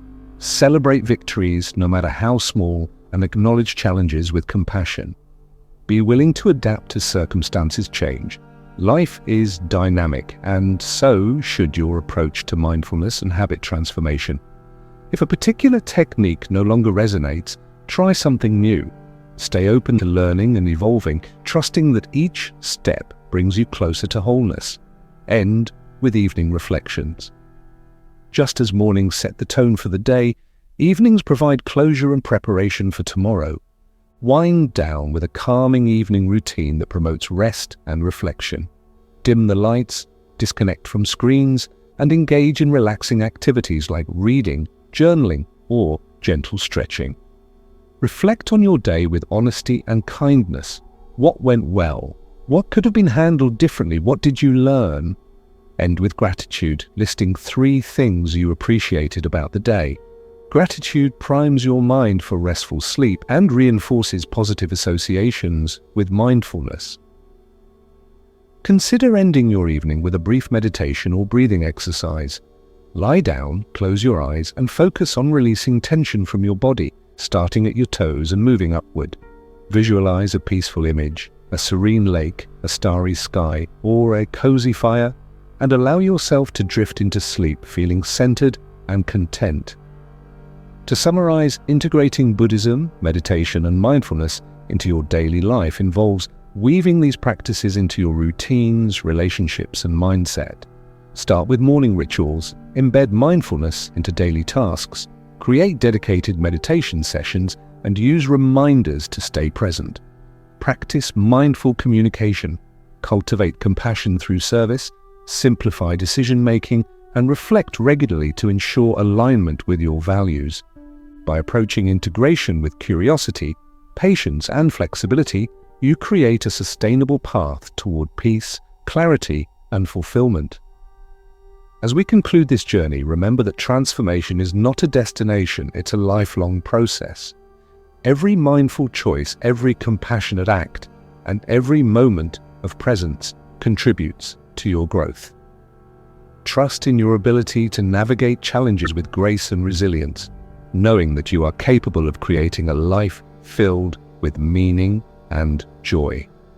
Thank you for joining me on this exploration of Buddhism, meditation, and mindfulness. May your journey continue to inspire and uplift you. And here we are, the closing moments of our time together. I want to take a moment to thank you for joining me on this journey through the wisdom of Buddhism, meditation, and mindfulness. Whether you're just beginning to explore these practices or you've been walking this path for some time, I hope you've found something in these chapters that resonates with you, inspires you, or gives you a new perspective on how to live with greater peace, clarity, and intention. Breaking bad habits and building healthier ones isn't easy. It takes courage, patience, and persistence. But as we've discussed, it's also incredibly empowering. Every small step you take brings you closer to the life you envision, a life filled with joy, connection, and purpose. Remember, you don't have to do everything perfectly. Progress, not perfection, is what matters most. Be kind to yourself along the way and trust that even the tiniest efforts compound over time. One of my favorite teachings from Buddhism is the idea that every moment is an opportunity to begin again. No matter where you are in your journey, no matter how many times you've stumbled or started over, each breath offers a fresh start. You are never too far gone to change, to grow, or to heal. This mindset frees us from the weight of past mistakes and reminds us that we always have the power to choose differently moving forward. As you integrate these practices into your daily life, keep coming back to the principles we've explored: awareness, compassion, simplicity, and presence. These aren't just tools, they're ways of being that can guide you through challenges and help you celebrate victories, big and small. When life feels overwhelming, return to your breath. When setbacks arise, respond with kindness. When clutter creeps in, whether physical, mental, or emotional, declutter with intention. And when you find yourself caught in autopilot mode, pause and reconnect with the richness of the present moment. I also want to remind you that you're not alone on this journey. We all struggle, we all doubt ourselves, and we all face moments of uncertainty. But within each of us lies an incredible capacity for resilience, growth, and transformation. Surround yourself with supportive people. Seek out resources that inspire you and lean into the practices that nourish your soul. Together, we create a ripple effect of positivity and change, not only in our own lives, but in the lives of those around us. Before we part ways, I'd like to leave you with a simple yet profound invitation: live mindfully. Not just sometimes, but as often as you can. Bring awareness to the ordinary moments: the sound of rain tapping against your window, the warmth of sunlight on your skin, the laughter of someone you love. These moments may seem small, but they hold immense beauty and meaning. They remind us of what truly matters and anchor us in the gift of now. Thank you again for spending this time with me and for being part of the Mindful Zone. If this video has touched your heart or sparked something within you, please share it with others who might benefit. And if you haven't already, consider subscribing so we can continue exploring these topics together. Your support means the world to me, and I'm grateful for the opportunity to connect with you. Until next time, take care of yourself. And remember, you are enough exactly as you are. May your days be filled with peace, your heart with gratitude, and your spirit with light. Shine brightly and know that you are making a difference simply by showing up and doing the work. Goodbye for now, and see you soon. Until next time, take care of yourself, and remember, you are enough exactly as you are. May your days be filled with peace, your heart with gratitude, and your spirit with light. Shine brightly and know that you are making a difference simply by showing up and doing the work. Goodbye for now, and see you soon.